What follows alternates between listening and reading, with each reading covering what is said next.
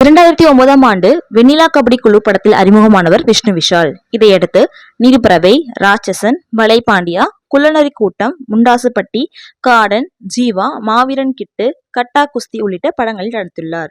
அதேபோல 1991ஆம் ஆண்டு அழகன் திரைப்படத்தில் குழந்தை நட்சத்திரமாக அறிமுகமானவர் விக்ராந்த். 2005ஆம் ஆண்டு கற்க கசடற படத்தில் ஹீரோவாக அறிமுகமானார். தொடர்ந்து முதல் கனவே, நெஞ்சத்தை கில்லாதே, கோரிப்பாளையம், முத்துக்கு முத்தாக உள்ளிட்ட பல படங்களில் நடித்துள்ளார். இந்நிலையில் இவர்கள் இருவரும் ஐஸ்வர்யா ரஜினிகாந்த் இயக்கும் லால் சலாம் படத்தின் முன்னணி கதாபாத்திரங்களில் நடிக்கின்றனர். இதில் விக்ராந்துக்கு ரஜினியின் மகன் கேரக்டர் என்று கூறப்படுகிறது. எனவே விக்ராந்துக்கு படத்தில் நிறைய சீன்கள் இருப்பதாக சொல்லப்படுகிறது. இந்நிலையில் விஷ்ணு விஷால் எனக்கும் அதே அளவு சீன் வேண்டும், இல்லையில் விக்ராந்தின் சீன்களை குறையுங்கள் என்று கூறி வருகிறாராம்.